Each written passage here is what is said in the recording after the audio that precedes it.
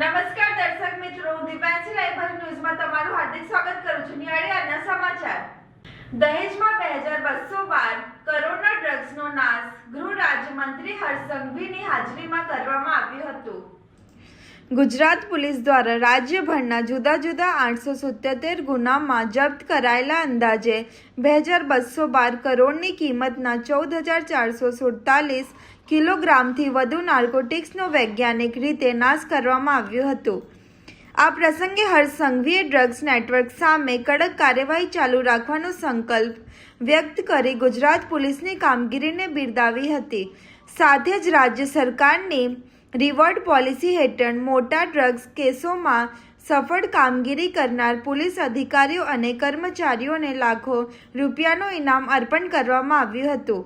કાર્યક્રમ દરમિયાન narcotic drugs and psychotropic સબસ્ટેન્સીસ હેન્ડબુકનું પણ વિમોચન કરવામાં આવ્યું.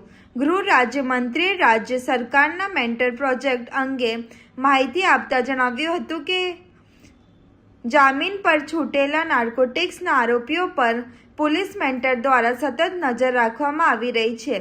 દહેજની GSCL કંપનીના હોલ ખાતે યોજાયેલા આ કાર્યક્રમમાં રાજ્યના પોલીસ મહાનિર્દેશક દહેજની GSCL કંપનીના હોલ ખાતે યોજાયેલા આ કાર્યક્રમમાં રાજ્યના પોલીસ મહાનિર્દેશક GS મલિક IG સહિત રાજ્ય અને જિલ્લાના ઉચ્ચ પોલીસ અધિકારીઓ તેમજ પદાધિકારીઓ ઉપસ્થિત રહ્યા હતા. ગુજરાત પોલીસ દ્વારા 2212 કરોડ રૂપિયાના કિંમતનો ડ્રગ્સનો ખાત્મો કરવામાં આવ્યો છે. ડ્રગ્સ સામે ચાલી રહી આ જંગ હજી વધુ મજબૂતાઈથી ગુજરાતના ખૂણે ખૂણે પહોંચે તે દિશામાં ગુજરાત પોલીસની કામગીરી ચાલી રહી છે.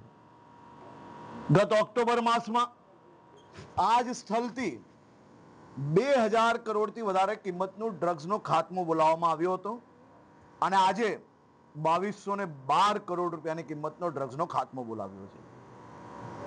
આ વર્ષે ગુજરાત નહીં પરંતુ દેશના ઇતિહાસમાં ડ્રગ્સના કેસના કન્વિક્શનમાં સૌથી મોટો વધારો એ ગુજરાતમાં આવ્યો છે.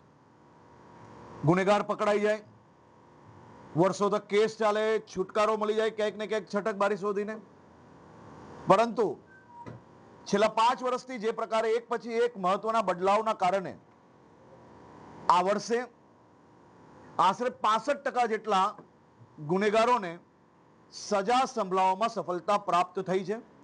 આવનારા દિવસોમાં 100% ગુનેગારોને સજા સંભળાવવામાં સફળતા પ્રાપ્ત થાય તે પ્રકારના કામગીરીમાં અમે આગળ વધી રહ્યા છીએ. નાહિયર ગામે 25 લાખના ગ્રામ પંચાયત ભવનનું ખાતમુહૂર્ત કરવામાં આવ્યું હતું. નૈયર ગામમાં ગ્રામ પંચાયતના નવા ભવનના નિર્માણ માટે ખાતમુહૂર્ત કાર્યક્રમ યોજાયું હતું. 25 લાખના ખર્ચે બનનાર આ ભવન ગામના વહીવટી કામકાજને વધુ સુવ્યવસ્થિત અને આધુનિક બનાવશે. કાર્યક્રમમાં તાલુકા પંચાયત પ્રમુખ, જિલ્લા પંચાયત સભ્ય વિમલ પટેલ, ગામના સરપંચ, તાલુકા પંચાયતના સભ્યો, ભાજપના હોદ્દેદારો તેમજ મોટી સંખ્યામાં ગ્રામજનો ઉપસ્થિત રહ્યા હતા. પ્રસંગે ધારાસભ્ય દેવકિશોર સ્વામીએ કોન્ટ્રાક્ટર અને અધિકારીઓને મંજૂર એસ્ટિમેટ મુજબ ગુણવત્તાના તમામ ધોરણો જાળવી અને સંપૂર્ણ પારદર્શિતા સાથે કામગીરી પૂર્ણ કરવાની કડક સૂચના આપી હતી. સાથે જ નિર્ધારિત સમય મર્યાદામાં ભવન તૈયાર કરીને ગ્રામજનોને સંપર્ક કરવાની પણ તાકીદ કરી હતી.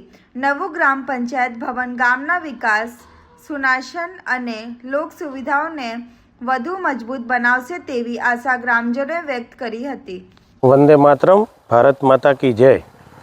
આજ રોજ આમોદ તાલુકાના નાહિયર ગામે પંચાયત વિભાગ દ્વારા નવી મંજૂર થયેલ ગામ પંચાયત એનું આજના પવિત્ર દિવસે પવિત્ર વાતાવરણમાં પવિત્ર જગ્યામાં એનું ખાતમુહૂર્ત કરવામાં આવ્યું. આ નિમિત્તે હું ગુજરાત સરકારનો અને પંચાયત વિભાગનો હૃદયપૂર્વક ખૂબ ખૂબ આભાર વ્યક્ત કરું છું કે અમારા ગામની અંદર 25 લાખ જેટલી મોટી રકમની આજે જ્યારે પંચાયત બનવા જઈ રહી છે, પંચાયત સાથે સાથે તલાટીને રહેવા માટેનું નિવાસ પણ આ પંચાયત ઘરમાં જ્યારે બની રહ્યું છે, ત્યારે ગુજરાત સરકારના મુખ્યમંત્રી તેમજ પંચાયત મંત્રી તેમજ આ વિભાગના સૌ અધિકારીઓનો હૃદયપૂર્વક આભાર વ્યક્ત કરું છું ને જલ્દી આ કામ પૂર્ણ કરે, સારું કામ થાય, ગુણવત્તાવાળું કામ થાય એવી ખાસ હું વિનંતી છે. આ કામ વહેલું પૂરું થાય ને વહેલું શરૂ થાય એવી પ્રાર્થના છે. ગુજરાત સરકારનો હૃદયપૂર્વક આભાર વ્યક્ત કરું છું. અસ્તુ, ધન્યવાદ. વંદે માતરમ. ભારત માતા કી જય. અંકલેશ્વરના સેનપુર ગામે જુગાર રમતા 7 શકુનિયાઓને રોકડ અને મોબાઈલ સહિત 39,000ના મુદ્દામાલ સાથે ઝડપી પાડ્યા હતા.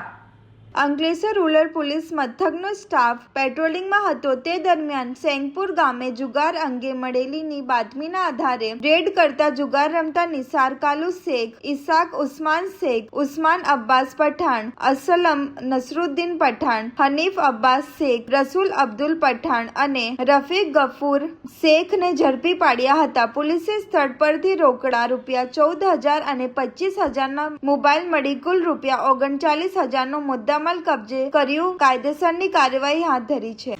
અંકલેશ્વરના ગડખોલ પાટિયા પાસે પોલીસે વાહન ચેકિંગ દરમિયાન ઇકો કાર ચાલકને તલવાર સાથે ઝડપી પાડ્યો હતો.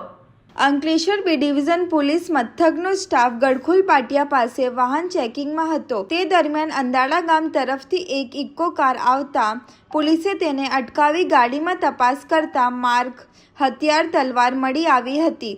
પોલીસે રાજપીપળા રોડ ઉપર આવેલા સુંદર રેસિડેન્સીમાં રહેતો પપ્પુસિંહ ઉર્ફે ઉમેશ કમલાસિંહ પાસે તલવાર અંગે સમક્ષ અધિકારની પરવાનગી અંગેનું લેટર માંગતા તેણે નહીં હોવાનું જણાવતા પોલીસે ઉમેશ કમલાસિંહની અટકાયત કરી વધુ તપાસ હાથ ધરી છે. ભરૂચની 250 વર્ષની જગન્નાથ રથયાત્રા વિવાદમાં મંદિરમાંથી ભગવાનની પ્રતિમાઓ ગુમ થતા હોવાનું થયું છે. ભરૂચમાં ભોઈ પંચ દ્વારા આયોજિત ભગવાન જગન્નાથજીની ઐતિહાસિક રથયાત્રા બાદ વિવાદ સર્જાયો છે. રથયાત્રા પૂર્ણ થયા બાદ ભગવાન જગન્નાથ, ભાઈ બલરામ અને બહેન સુભદ્રાની પ્રતિમાઓને મંદિરમાં પરત સ્થાપિત કરવામાં આવી હતી. પરંતુ મંદિર સાથે સંકળાયેલા ભાનુબેન ગોસ્વામીએ આરોપ લગાવ્યો કે જ્યારે તેઓ પ્રસાદ ધરાવવા પહોંચ્યા હતા ત્યારે મંદિરમાં ભગવાનની પ્રતિમાઓ જ ન હતી. તપાસ કરતા જાણવા મળ્યું કે પ્રતિમાઓ સુરતમાં યોજાયેલી ઇસ્કોનની રથયાત્રા માટે મોકલવામાં આવી હતી. આ વાત બહાર આવતા શ્રદ્ધાળુઓમાં ભારે નારાજગી અને હોબાળું મચ્યું હતું.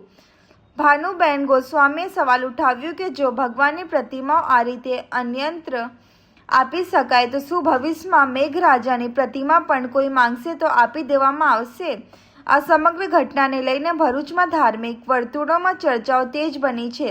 ભોઈ પંચ દ્વારા મંદિરની પ્રતિમાઓ બહાર લઈ જવાની કાર્યવાહી સામે અનેક સવાલો ઊભા થાય છે. હવે સમગ્ર મામલે સંબંધિત પક્ષો શું સ્પષ્ટતા કરે છે અને વિવાદનો અંત કેવી રીતે આવે છે તેના પર સૌની નજર મંડાઈ છે. આ લોકો મૂકીને ગયા ને પછી ભદ્રસભાઈ આવ્યા તો એમને એવું કીધું આ મૂર્તિ તમે સુરત આપો. તો અમે તો ના કીધું કે અમારથી ના અપાય.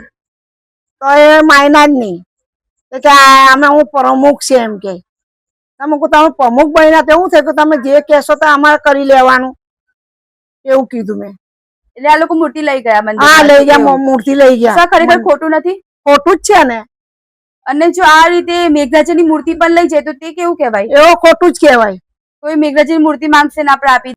ઝઘડિયાના વિક્રાબેટ ગામમાં ગૌચરની જમીન પર બોટનિકલ ગાર્ડનનો ગ્રામજનોએ વિરોધ કરી કલેક્ટરને આવેદનપત્ર આપ્યું હતું. વિક્રાબેટ ગામના રહીશોના જણાવ્યા મુજબ ગામના સર્વે નંબર 12 અને 13ની ગૌચરની જમીન વર્ષોથી હજારો ઢોર ઢાંગરના ચરિયાણ તરીકે ઉપયોગમાં લેવાય છે. ઉપરાંત નર્મદા નદીમાં પૂર જેવી પરિસ્થિતિ સર્જાય ત્યારે આ જમીન ગામ લોકો અને પશુઓ માટે સુરક્ષિત આશ્રય સ્થાન તરીકે મહત્વની ભૂમિકા ભજવે છે. ગ્રામજનોએ આક્ષેપ કર્યો કે ગ્રામ પંચાયતે 18 જુલાઈ 2026ના રોજ આ ગૌચરની જમીન પર બોટનિકલ ગાર્ડન બનાવવા માટે ઠરાવ પસાર કર્યો છે, જે સરકારના ગૌચર જમીન સંબંધિત નિયમો વિરુદ્ધ છે. સ્થાનિકોનું કહેવું છે કે જો ગૌચરની જમીન પર બોટનિકલ ગાર્ડન બનાવવામાં આવશે તો પશુપાલકો માટે ચરિયાણની ગંભીર સમસ્યા ઊભી થશે. તેથી ગ્રામજનોએ જિલ્લા કલેક્ટરને ઠરાવ રદ કરી ગૌચરની જમીન થતાવટ રાખવાની માંગ કરી છે. હવે જિલ્લા વહીવટી તંત્ર ગ્રામજનોની રજૂઆતને ધ્યાનમાં લઈ શું નિર્ણય કરે છે તેના પર સૌની નજર મંડાઈ છે. મારું નામ દીપકભાઈ ભગુભાઈ આહિર છે. હું નિકોરા બેટમાં વસવાટ કરું છું પશુપાલનનો વ્યવસાય સાથે. અને જે નિકોરા બેટમાં ગૌચર જગ્યા આવેલી છે એ જગ્યા પર અમે ગાય ભેંસ ચરાવવા જઈએ છીએ. અને ત્યાં અમારે જ્યારે પૂર આવે છે નદીમાં ત્યારે એ જગ્યા અમારે નીચે પાણી ભરાતા ઉપર અમે ત્યાં રોકાણ કરીએ છીએ. અને આ જે પંચાયતે ઠરાવ કરીને આપેલો છે એ અમારે રદ કરવો છે. એને એ ગ્રામ સભા બોલાવ્યા વગર ડાયરેક્ટ ઠરાવ કરેલો છે પંચાયતે.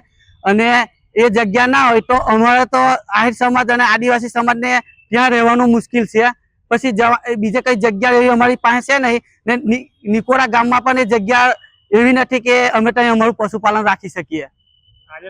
અમે કલેક્ટર કચેરીએ આવેદન પત્રો આપવા આવેલા છે. આ હતા આજના સમાચાર. નવા સમાચાર સાથે ફરી મુલાકાત લઈશું. ત્યાં સુધી જોતા રહો લાઈવ ભરૂચ ન્યૂઝ. નમસ્કાર.